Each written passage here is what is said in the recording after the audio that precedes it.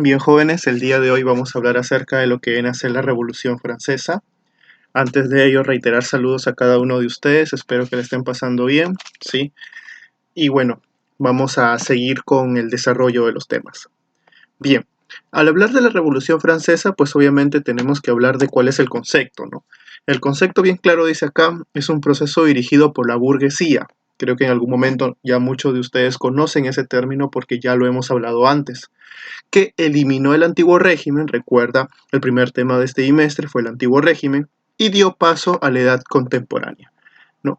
Claramente acá al costado observamos la imagen clásica de la Revolución Francesa, que pues es una mujer llevando la bandera de Francia y peleando con los que representan la clase baja, el famoso tercer estado. Ahora, si vemos las causas, pues tenemos que recordar algunas causas netamente de carácter económico. Recuerda los gastos en conflictos bélicos. La clase anterior yo te mencioné que en la famosa guerra y la independencia de las 13 colonias, Francia había apoyado con Lafayette a la independencia de ello. Y esto pues había generado gastos económicos que sinceramente no estaban previstos dentro de la corona francesa. Entonces esto va a generar un aumento de presupuesto y lamentablemente no lo va a poder, digamos, financiar la corona francesa. Y aparte también muchos gastos en la corte de Versalles, ¿no? Versalles hasta ese momento era la capital donde se encontraba instaurado Luis XVI, personaje que más adelante vamos a ver, y también una personalidad muy interesante como es el caso de María Antonieta, de los cuales pues la verdad se mitimiza, ¿no? O sea, se crea una leyenda acerca de los gastos pues demasiado exagerados que desarrollaba ella pues dentro de lo que viene a ser el Palacio de Versalles, ¿no? Aunque la verdad actualmente hay estudios que dicen que no eran gastos pues tan exagerados, ¿no? Pero recuerda que con el tiempo siempre se busca crear culpables, ¿no? En el aspecto político sí te podría decir que hay una crisis del absolutismo. Ahora, una crisis del absolutismo que está fundamentado principalmente en los gastos económicos. ¿Por qué? Porque recuerda de que la presión fiscal caía directamente sobre el tercer estado, ¿sí? Es decir, netamente sobre el pueblo. Recuerda de que tanto nobles como religiosos no pagaban tributo y ellos representaban el 3% de la población. ¿Sí? Y tenían el control del 80 hasta el 85% de las tierras. Entonces, lamentablemente no había cómo presionar más al tercer estado para que pagase impuestos, ya que estos pagaban tanto a los nobles, a los clérigos, como al rey. Ahora, la crisis también se fundamenta justamente en que el rey, ante estas carencias económicas, pierde el accionar político, ¿no? Pierde la carencia de poder. Ahora, también se va a dar la crisis del trigo. Esta es una consecuencia, bueno, una causa, perdón, que se ha estudiado mucho y que apareció en los últimos, estamos hablando de los últimos 10 años como causa, antes no se mencionaba. Durante lo que viene a ser finalización del siglo XVI, te podría decir siglo XVII, ¿sí? Ocurre lo que viene a ser una crisis ambiental en Europa. La temperatura desciende y esto va a conllevar a que existan malas cosechas. Y al desarrollarse malas cosechas, pues va a haber carencia de alimentos para el pueblo. Si a eso tú le sumas la carga fiscal que tienen que pagar al rey, y encima, sabiendo de que ellos se gastan en conflictos extranjeros que el pueblo nada tiene que ver, o en lujos de la corte de Versalles, que obviamente parece más una cuestión de parodia, entonces va a conllevar a que la población se subleve. Y con relación a lo ideológico, pues la influencia de la ilustración, ¿no? Ideas que antes habían sido, digamos, aparecidas en Inglaterra con John Locke y que luego posteriormente llegarían a Francia, sea un Voltaire, sea un Rousseau o Montesquieu. Pero hay que tener en cuenta que estos ideólogos de la ilustración, como lo dije en la clase pasada, lamentablemente no fundamentaron sus pensamientos en una revolución social. Lo que ellos buscaban es más cambios monárquicos, ¿no? O sea, que los monarcas automáticamente reformen, ¿no? Pero eso no se dio. Entonces, estas causas va a conllevar a que Francia se convierte pues en una especie de cultivo para que aparezca la revolución como tal. Ahora, etapas de la Revolución Francesa que es muy importante analizar. La primera se le conoce como la etapa monárquica. Es decir, durante esta fase directamente vamos a encontrar la presencia del rey. Lo primero se da en los famosos Estados Generales en el año de 1789. El rey desea, Luis XVI, recaudar mayor cantidad de impuestos, tributos que solamente paga el tercer estado. Por eso es que convoca estos estados generales. Estos estados generales no se habían dado desde la época del Imperio Franco, sinceramente. O sea, estados generales es una reunión bastante primitiva, ¿no? Medievalista. Ahora, el objetivo, como bien claro dice acá, es una reforma tributaria. Lo que buscaba el rey era que la nobleza y el clero paguen sus impuestos, ¿sí? Y para eso buscaba que cuando se den las elecciones de estos estados generales, el pueblo lo apoye. Es decir, en la votación, ya que cada estamento votaba, ¿sí? Buscaba que el tercer estamento vote con el rey y con ello pudiera presionar a que nobles y clérigos paguen sus tributos. Pero ¿cuál es el gran problema? Que en esta reunión, en vez de que digamos, el pueblo apoya al rey, el pueblo, el tercer estado, conllevó a reclamar sus derechos sociales y políticos, cosa que en ningún momento el rey había previsto, ¿sí? Y por eso cuando se dieron los votos, que querían una constitución, que querían derechos, el rey propuso que se vote específicamente por estamentos, ya que vio el rey, lo encontramos en esta parte, vio en peligro la estructura de su régimen. Entonces dijo, si voto por estamentos, tengo el apoyo de los clérigos, tengo el apoyo de los nobles, entonces serían dos estados contra uno que sería el pueblo. En cambio, el pueblo no pidió voto por estamentos, sino pidió voto por cabeza, ya que si se votaba por cada uno de ellos representaban 1800. Estamos hablando de una cantidad bastante considerable, mucho mayor que la de los nobles y que la de los clérigos.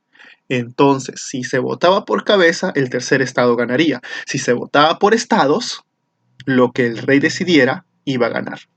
Entonces, al darse esta característica, al darse esta unificación del tercer estado, conformado por comerciantes adinerados, comerciantes, digamos, de capacidad económica media, artesanos, agricultores, campesinos, etc. Entonces, cuando se da la unificación de este tercer estado, el rey ya ve esto como una amenaza. Por eso es que ha ido más al tercer día, cuando se da y se convoca nuevamente los estados generales, va al tercer estado, los llamados representantes del tercer estado, y encuentran completamente el palacio cerrado. Al encontrarlo cerrado, sí, porque el rey no deseaba ya más la participación del tercer estado porque lo encontraba como una amenaza, ellos se van a un salón aledaño. Y ahí ellos juramentan en la sala del juego de la pelota, donde ellos dicen que van a estar unidos hasta crear una constitución y que solamente el fuego de las bayonetas va a hacer que acabe ese reclamo. O sea, juran por su vida crear una constitución. Desde ese momento se llaman la Asamblea Nacional. ¿Sí? Ahora bien, la Asamblea Nacional va a llevar a cabo lo que se conoce como actos muy importantes, principalmente la toma de la Bastilla. En esta toma de la Bastilla puede ser un símbolo en ese momento del antiguo régimen. Bueno, siendo sinceros, no había muchos prisioneros ahí. Sin embargo, lo toman de manera más simbólica, ¿no? O sea, la toma de la Bastilla tiene una significación simbólica. Aparte de ello, en la toma de la Bastilla había muchos cañones que apuntaban directamente hacia los pueblos de estas clases bajas, y por eso que lo van a considerar como una traición. Se hacen con muchas armas que estaban dentro del palacio de la Bastilla, ¿no? La toma de la Bastilla, y con ello el pueblo directamente reclama lo que viene a ser la elaboración de una constitución. Ante ello, el rey, ¿sí?, no tiene, digamos, otra solución porque ya estaba completamente amenazado, ya estaba el pueblo armado, y decide que este tercer estado se una a la asamblea. Por eso se llama la asamblea constituyente, es decir, el tercer estado bajo la presión de las armas y bajo este acto simbólico se une a la asamblea constituyente para elaborar una constitución. Acá en los principales acuerdos aparece la Declaración de los Derechos del Hombre y del Ciudadano por primera vez, aparece la Constitución del Clero, y se da la Constitución de 1791. Por ejemplo, muy importante con relación a la constitución del clero, que muchos clérigos van a perder sus propiedades. Es decir, las propiedades van a pasar a control civil. Y aparte de ello, que se va a abolir en la Constitución de 1791 para siempre la servidumbre. Y por lo tanto, ya con ello se rompen los estamentos sociales. ¿Sí? Sin embargo, ya cuando aparece esta, podríamos decir, constitución, ya ellos se hacen llamar la Asamblea Legislativa. ¿Qué es la Asamblea Legislativa? Pues como ya han creado la Constitución, ahora hay que ejecutar esa Constitución, es decir, hay que llevarla a la realidad. Pero hay un problema, que obviamente ahora bajo esta Constitución de 1791, el rey ya no es la cabeza del Estado, sino que lo es la Constitución. Y aparte, la base digamos, de esta monarquía ya pasa a ser la nación, es decir, el pueblo. Entonces, al perder ese poder, al perder una supremacía del rey, pues genera bastante terror en países que son aledaños, por ejemplo Austria y Prusia, donde pues vivían el modelo de monarquía absolutista. Entonces, al encontrar la revolución tan cerca, ellos tienen miedo hacia eso y comienzan a armar ejércitos. También te podría decir de que el rey, sí, Luis XVI, va a buscar la manera de contar con el apoyo de estos ejércitos, tanto de Austria principalmente, para que nuevamente se restaure la monarquía absolutista en Francia. ¿Sí? Entonces, este terror que los franceses van a tener de la invasión de Austria y Prusia va a conllevar a que ellos le declaren la guerra, con el objetivo de mantener la revolución y que no sea eliminada a través de un conflicto bélico. ¿Sí? También se va a pedir a que el rey deje y abandone Versalles y pase a París, cosa que el rey va a aceptar, y por eso se va a ubicar en el Palacio de las Tullerías. El Palacio de las Tullerías va a ser de ahora en adelante el palacio real de este monarca. Pero este monarca, aprovechando la cercanía entre París y las fronteras de Austria, decide una noche camuflarse, ¿sí? como un criado, y con María Antonieta, también camuflada, deciden escapar. Y cuando ya están cerca a la frontera como tal, son capturados. Por eso es que acá se da el asalto al Palacio de las Tullerías. Se regresa propiamente estos reyes a este palacio, se les hace llamar traidores a la revolución y por eso se suspenden las funciones constitucionales del rey. ¿Sí? Se convocan a elecciones por sufragio universal para poder elegir por primera vez un parlamento que lleve a cabo esta asamblea legislativa. Ahora hay que recordar una cosa, en esta asamblea legislativa, ¿sí? Que es muy importante, en la Cámara habían dos ubicaciones. A la derecha, ¿sí? A la derecha estaban los monarquistas de características reformistas, o también le llaman constitucionales. Entonces, ellos no querían que acabe la monarquía. Ellos querían simplemente de que a esta monarquía se le adicione una constitución. En cambio, en la ubicación izquierda estaban los radicales. Estaban los que no querían a un monarca, sino querían una república. Es decir, un sistema de gobierno que se fundamentara solamente en la constitución. De ahí viene el concepto de los de derecha y los de izquierda. Cuando se da esta traición del rey y se convoca elecciones, obviamente un partido pierde poder, los de la derecha. Y el pueblo solamente se fundamenta en que los de la izquierda siempre han tenido toda la razón. Por eso, cuando se convocan elecciones por sufragio universal para elegir a este nuevo parlamento, los grandes ganadores son los de la izquierda. Acá, en esta etapa republicana, aparece la famosa Convención Nacional. En esta Convención Nacional ya aparecen personajes de izquierda como lo van a hacer Robespierre, ¿sí? Personaje muy interesante. Y Robespierre, con lo que vienen a ser los jacobinos, ¿sí? El grupo más radical de la izquierda, ni bien entra a este poder, ni bien entra a la convención, lo primero que va a decir es: Luis es un traidor y debe ser ejecutado. En ese momento aparece el famoso guillotín, ¿no? Y él propone, ¿no?, un nuevo invento, la guillotina. Una manera bastante, digamos, un sistema de decapitación bastante práctico para, digamos, los asesinatos que en este momento iban a darse por ajusticiamiento, ¿no? O sea, era esa característica. De ahí que recibe el nombre de la guillotina.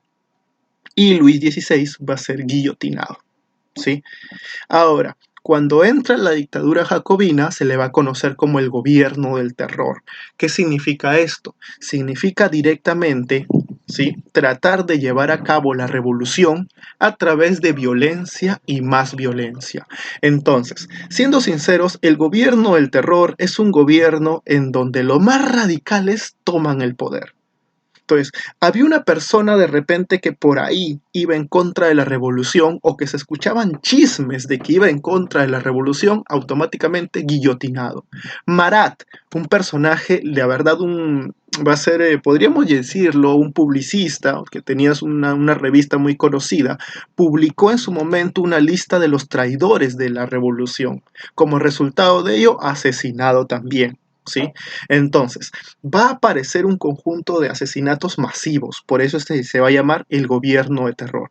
Hay que tener en cuenta que esta es la fase más oscura y más fea de la Revolución Francesa. Te podría decir de que si había un odio entre una persona y otra, tú solamente tenías que escribir una carta a la Convención Nacional diciendo que la otra persona estaba conspirando contra la revolución, y aunque en verdad no lo hiciera, y era suficiente para que esa persona sea ejecutada. O sea, este gobierno del terror fue un gobierno de asesinatos masivos. Estamos hablando de casi 40.000 personas fueron ejecutadas en este periodo, ¿sí? Por eso es que ante tanta, digamos, asesinatos hacia nobles, hacia clérigos, hacia personas también que pertenecían al tercer estado, comienzan, digamos, a reestructurarse un grupo que, apoyado en la misma burguesía, porque la misma burguesía se da cuenta que Robespierre ya es un personaje que está generando, que se está volviendo muy extremista en esta revolución, sacarlo del poder. Y por eso es que Robespierre va a ser capturado y también va a ser guillotinado. Y con eso se va a dar el final de la Convención Nacional. Automáticamente va a aparecer una nueva constitución. Y esta constitución va a crear el famoso directorio. En este directorio, digamos, se va a crear un poder ejecutivo que se llama el famoso Comité de la Salvación Pública.